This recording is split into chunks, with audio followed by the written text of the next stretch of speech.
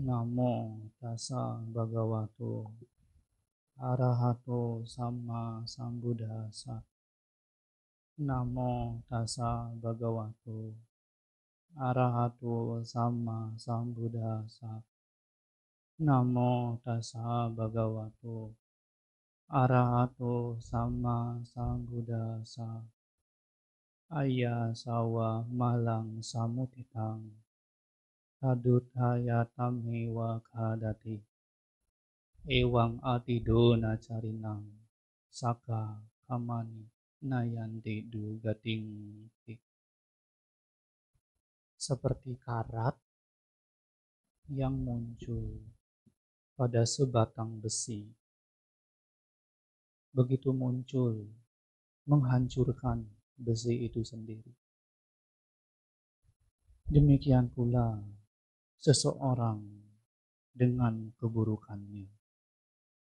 Begitu keburukan itu muncul di dalam hatinya, akan menghancurkan orang itu, menyeretnya menuju alam penderitaan. Dikutip dari syair Dhammapada Malawaka. Pemimpin puja, pembawa acara Rama Ramani, Ibu Bapak sekalian, selamat pagi, Namo Buddhaya. Turut gembira, turut bahagia, Ibu Bapak telah berhasil hadir di tempat ini, sama-sama melakukan hal yang luhur, hal yang baik, yaitu puja bakti, memberi penghormatan kepada Buddha, Dhamma, dan Sangha, kemudian memperbaharui sila, mengulang pustaka suci. Tadi Ratana Sutta ya, jarang kan baca itu. Tahu enggak kenapa dibaca Ratana Sutta? Ngulur durasi.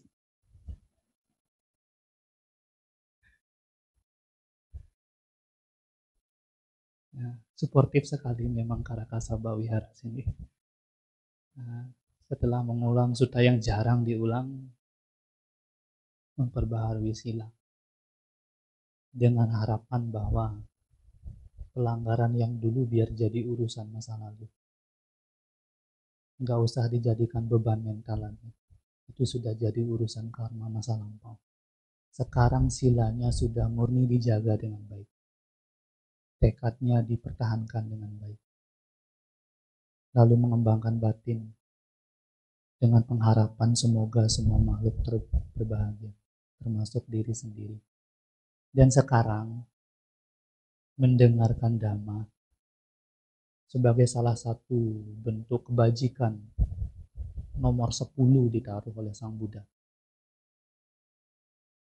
Titik maya punya, titik ujuk kama maya punya, yaitu meluruskan pandangan yang sangat besar manfaatnya, sehingga ditaruh paling akhir oleh Sang Buddha. Beberapa waktu lalu saya bertemu dengan salah satu umat yang kecewa terhadap satu wihara tertentu. Saya tidak sebut wiharanya di mana. Kabar baiknya waktu itu saya sedang keluar daerah. Jadi nggak usah cari-cari wihara mana yang Bante Wala bilang ya. Mereka kecewa karena punya anggapan, untuk apa ke wihara? Toh juga disambut dengan tidak baik. Waktu itu memang pengurusnya mungkin rada jutek. Toh juga para Bante ngomong berbuat baik bisa di mana saja. Jadi nggak usahlah datang ke wihara ngapain, bikin sakit hati. Benar nggak kalimat tadi itu? Berbuat baik bisa di mana saja. Yang penting niatnya baik, benar nggak? Tergantung yang ngomong. Kalau omongan itu keluar dari rasa sakit hati, kalau omongan itu keluar dari rasa malas, Kalau omongan itu keluar dari hal-hal yang buruk, kalimat itu tidak baik. Karena ternyata di dalam Dhamma, niat baik saja nggak cukup. Di dalam Aramadu Saka kata-kata disampaikan oleh sang guru, sesungguhnya wawasan, pengetahuan itulah yang membuat niat baik betul-betul menjadi kebaikan. Dan sesungguhnya kebodohan itulah yang bisa menghancurkan niat baik itu menjadi keburukan. Seperti kera yang justru menghancurkan tamannya sendiri. Kok muncul kalimat kera, Bante? Ada ceritanya. Pada waktu itu, ketika Brahmadatta sedang memerintah, di kerajaan itu sedang hari libur nasional. Bin puan apa bin telun? Libur nasional, jadi hampir semua pegawai pada libur. Tapi sayang, ada satu pegawai yang harus bertugas menyirami tanaman kerajaan. Karena di taman itu masih banyak pohon yang masih muda. Namanya pegawainya anak muda, pengen ikut liburan. Pengen ikut festival yang ada ketika libur tersebut. Mau minta tolong nggak tahu kemana. Sehingga dia lihat-lihat di taman. Siapa yang bisa bantu saya nyiram tanaman ya? Lihat ke atas pohon ada apa? Mau? Lihat pohonnya asik sekali makan. Enak sekali jadi monyet ya. Nggak usah nyiram, nggak usah ngapa-ngapain. Tinggal makan. Pada waktu itu kebetulan manusia bisa ngobrol dengan monyet. Nah, di Jataka memang begitu. Manusia bisa berkomunikasi dengan monyet. Kita juga bisa kok ngobrol dengan monyet. Bisa. Nggak apa-apa. Yang jadi masalah adalah ketika monyetnya nyaut kita ngerti. Nah, itu harus ke psikolog tuh. Nah, kalau kita ngomong aja nggak apa-apa. Waktu itu ditanya, bagaimana buahnya, enak nggak nyet? Enak. Ya, soalnya sekarang air lagi agak kurang. Nikmati selagi ada. Oh ya nyet, kamu mau bantu saya enggak? Ya hitung-hitung untuk balas budi. Kebetulan monyetnya baik. Oh boleh. Apa yang bisa saya bantu? Hari ini saja, tolong bantu saya nyiramin tanaman. Itu ada ember, itu ada alat untuk nyiram. Tapi jangan boros-boros ya, airnya terbatas. Dasar monyetnya baik, mau enggak? CGT. Lalu CGT? Cenek gaya itu. Gampang gitu bahasa sekarang ya. Pergilah pemuda ini. Lalu monyet itu enggak kerja sendiri, banyak teman monyet itu. Karena dia yang jadi pentolannya. Dikumpulinlah teman-teman monyetnya. Wahai monyet-monyet. Kok jadi seolah-olah saya yang ketua monyet. Kita punya kesempatan balas budi, kata si monyet. Apa itu? Kita dapat tugas nyiram. Mau bantu enggak kalian? Mau. Tapi karena airnya terbatas, harus efektif, harus efisien. Saya tanya, kira-kira di dalam pohon itu yang menyerap air bagian apanya? Daunnya, batangnya, apa akarnya? Nah, gitu jawaban monyetnya.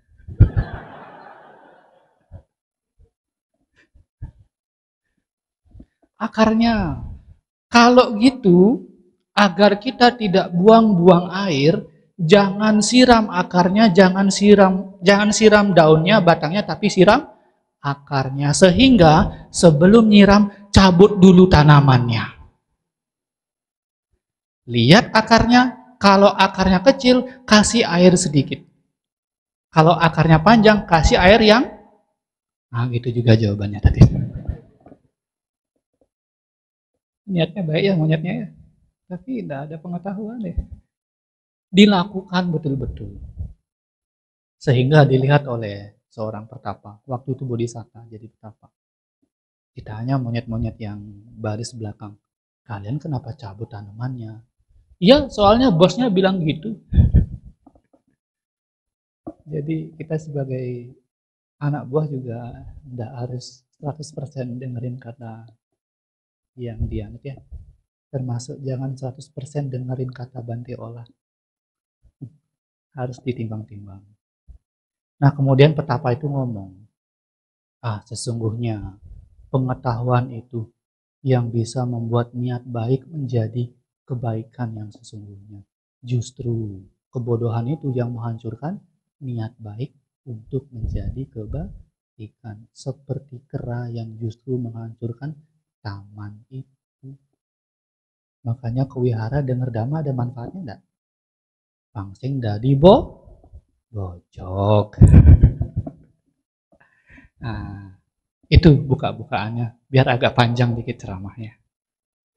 Nah, tadi ada satu Dhammapada bagus sekali yang disampaikan oleh Sang Buddha di Savatthi.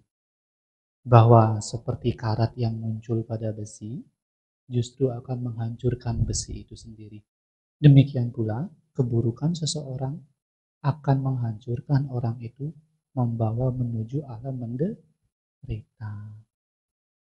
Karena tak jarang di luar sana, kita dituntut untuk jadi kuat ya, harus punya hati yang kuat. Sehingga banyak quotes-quotes yang beredar di luar sana. Saya pernah baca itu quotes. Zaman sekarang WhatsApp tuh jelek sekali ya. Jadi orang bikin story nggak dibuka pun kelihatan apa isinya tuh. Jadi ya mau nggak mau saya kelihatan, aduh ini ada upload apa begitu, jadi nggak jadi kelihatan. Meskipun nggak niat untuk baca kelihatan. Ada kalimat begini.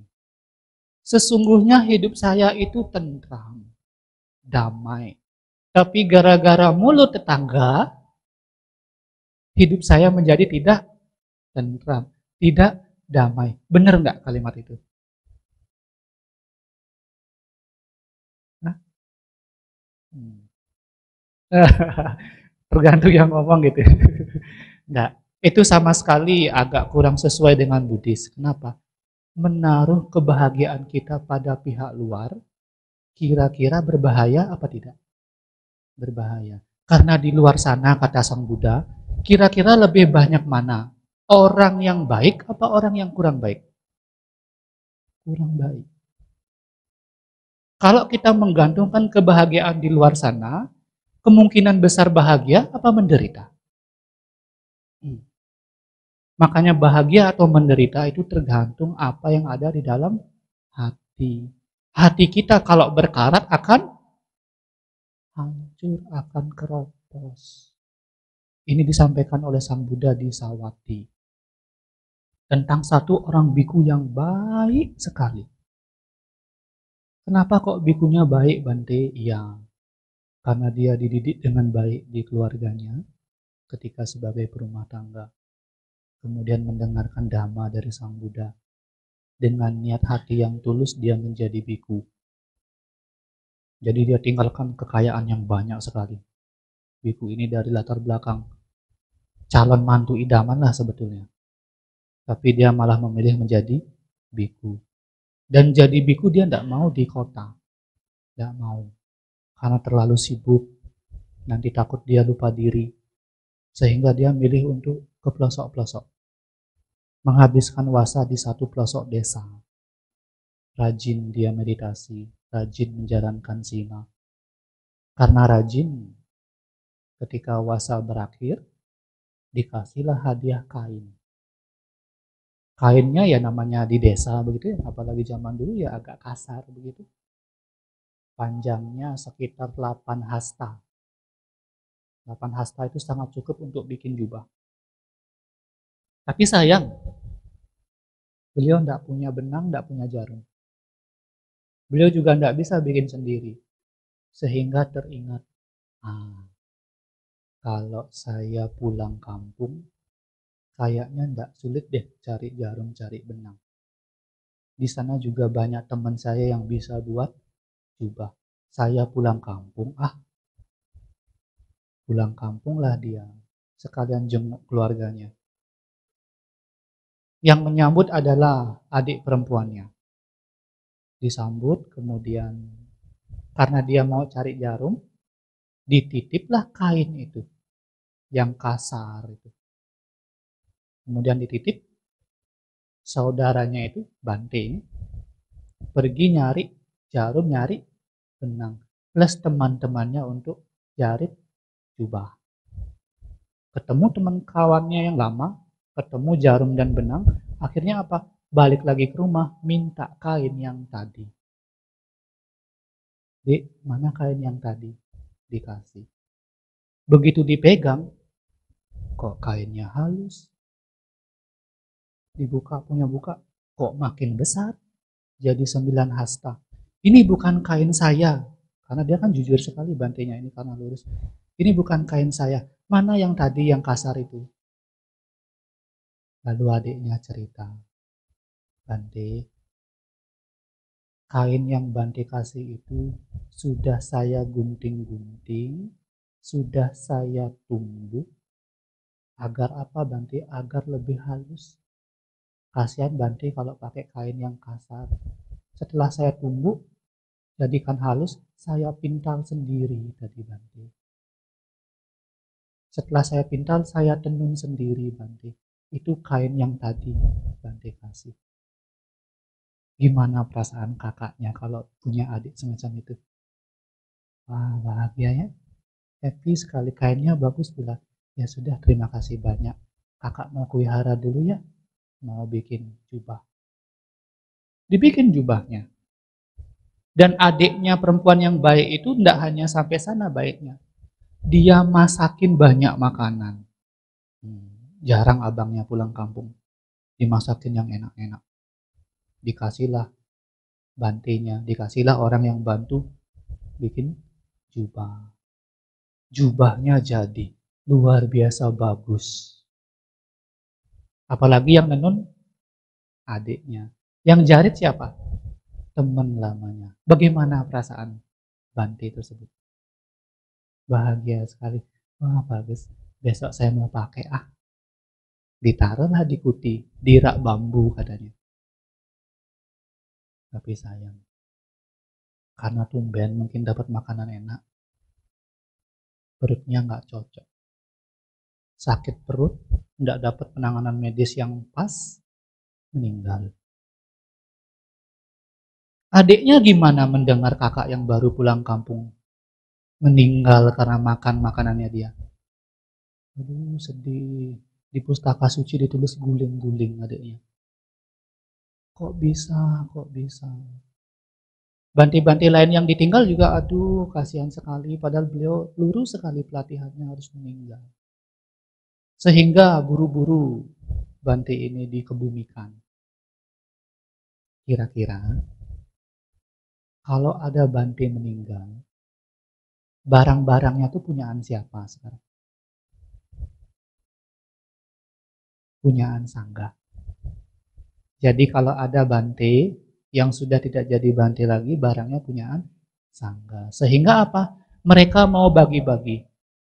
Mangkoknya mau dikasih ke Bante siapa? Jubahnya mau dikasih ke Bante siapa? Tapi Sang Buddha dengar para Bante mau bagi-bagi, langsung dilarang. Jangan. Nanti minggu depan baru boleh dibagi. Ya namanya Bante nurut kan? Sang Buddha yang ngomong, ya udahlah, kita turutin aja. Tapi mulai mengkerimik.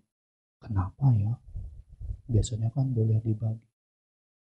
Dan hari ke-8 beneran dibagi jubahnya. Mangkoknya, barang-barangnya dibagi ke para Bante. Saking tidak tahannya para Bante tanya ke Sang Buddha, Bante, biasanya kan langsung dibagi barang-barangnya. Sekarang kok tumben hari ke-8 baru dibagi. Dikasih tahu, Bante itu Bante Tissa lahir kembali sebagai kutu di jubah itu. Pas kalian mau bagi-bagi jubahnya, kutunya itu teriak-teriak. Biku kurang ajar. Itu jubah saya. Awas kalau diambil. Kalau seandainya waktu itu kalian bagi jubahnya, kutu itu meninggal dunia, akan lahir lagi di alam neraka. Tetapi karena sudah 8 hari, dia lahir kembali di surga Tusita karena latihan sebelumnya lurus meskipun belum mencapai kesucian. Dari cerita ini lalu Sang Buddha menyimpulkan, sesungguhnya seperti karat yang muncul pada besi akan menghancurkan besi itu. Demikian pula keburukan seseorang begitu muncul akan menghancurkan orang itu, menyeretnya ke alam menderita. Saya tanya, mungkin menurut kita kain biasa ya, apa artinya jubah? Tapi menurut Bante Tissa, itu kain bukan sembarang kain. Itu kain ditenun oleh adiknya. Itu kain ditenun oleh teman-temannya. Dibuat jubah oleh teman-temannya. Menurut kita kain biasa, tapi menurut Bante Tissa, itu kain luar biasa. Kenapa? Karena kita sudah mengikat kain itu dengan kalimat, itu kainku. Sehingga hanya selembar kain bisa membuat seseorang yang latihannya lurus lahir di alam neraka. Menurut kita, para bante yang mau bagi jubah itu jahat apa enggak? Itu sesuai winaya ya para bante. Baik kan? Menurut winaya, biku-biku itu baik. Menurut dunia, biku-biku itu baik. Tapi menurut si kutu, bante-bante itu baik apa jahat? Yang mana yang benar sekarang?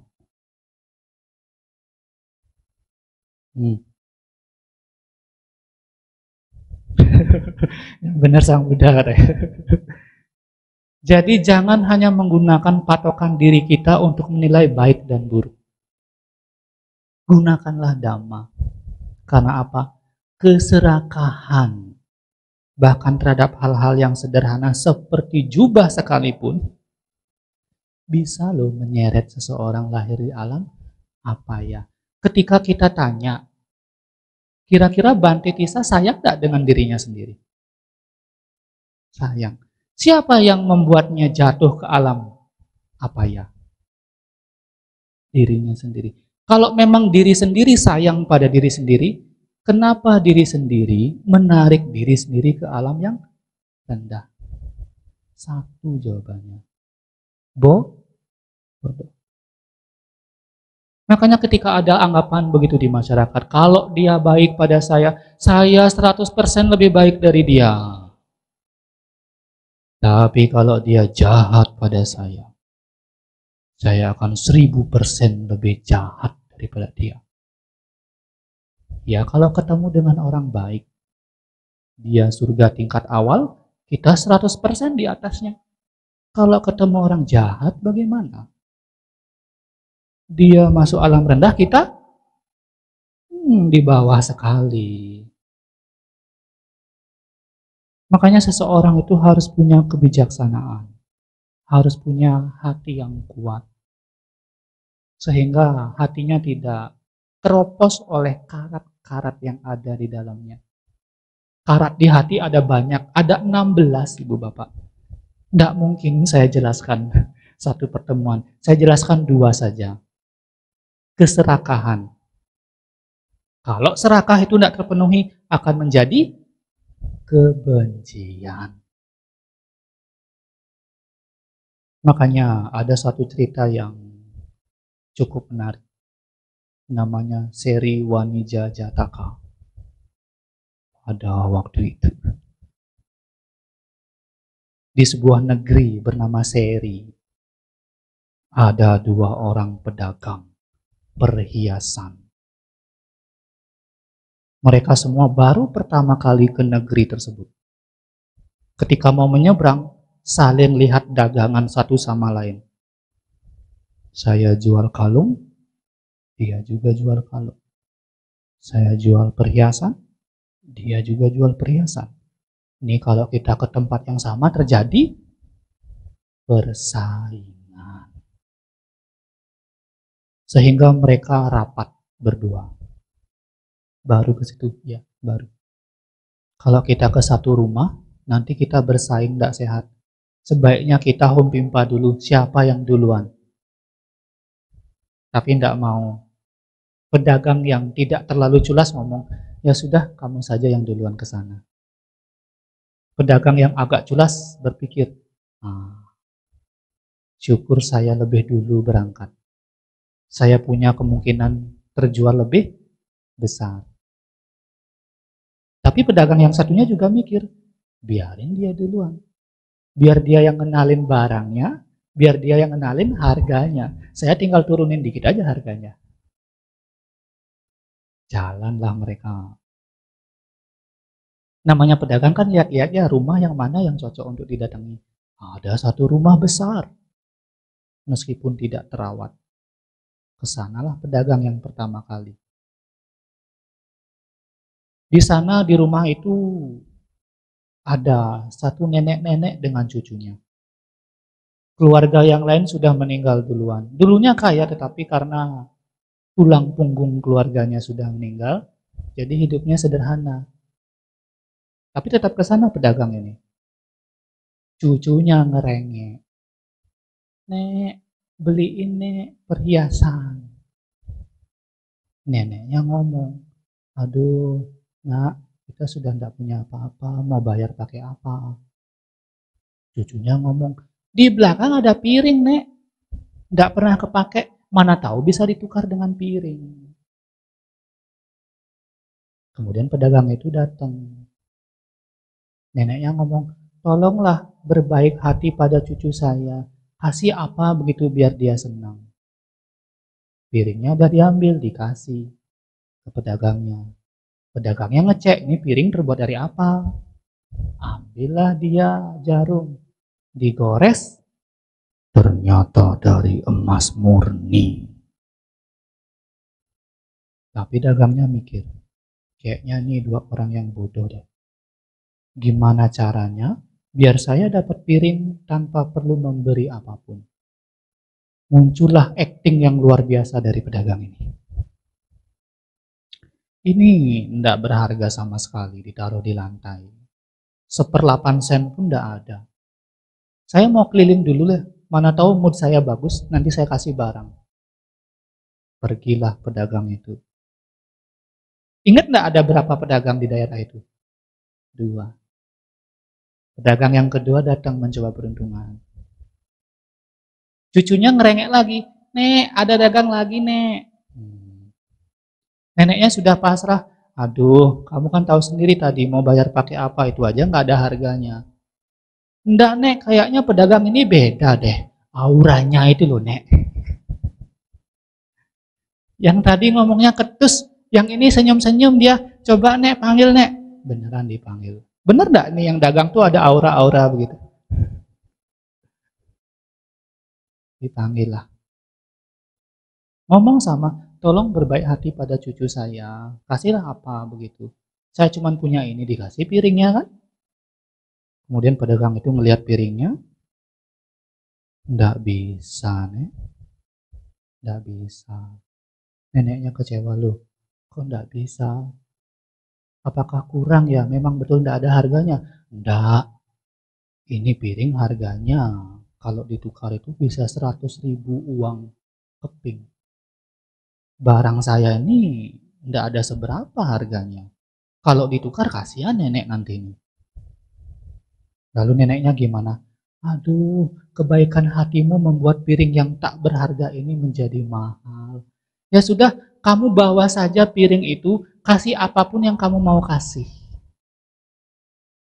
Semua barangnya dikasih ke nenek itu, termasuk 500 keping uang yang tersisa di pedagangnya. Tapi mikir pedagang nih, kengkenang mulih nih. Lalu diralat, boleh nggak Nek?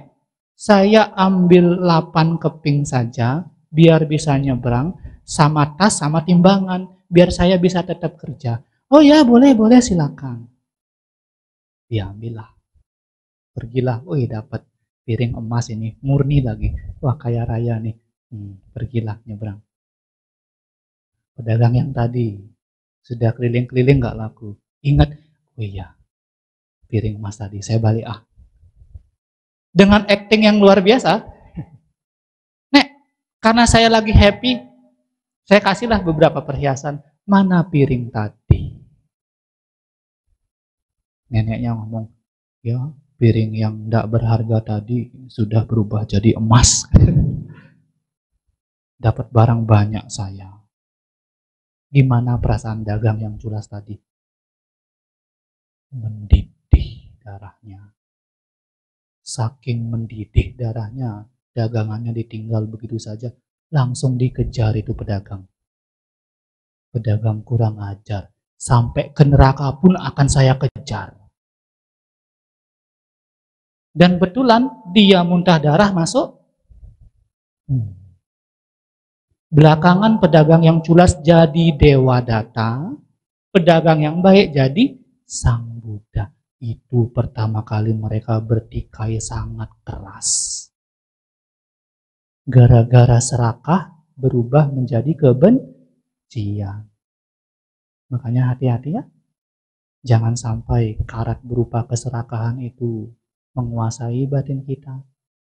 Apalagi bisa berubah menjadi kebencian sehingga punya dendam. Karena apa?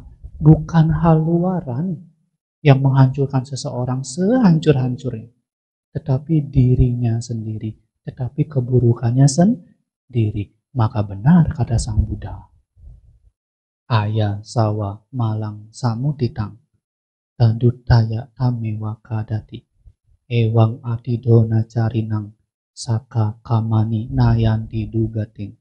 Seperti karat yang muncul pada besi akan menghancurkan besi itu sendiri.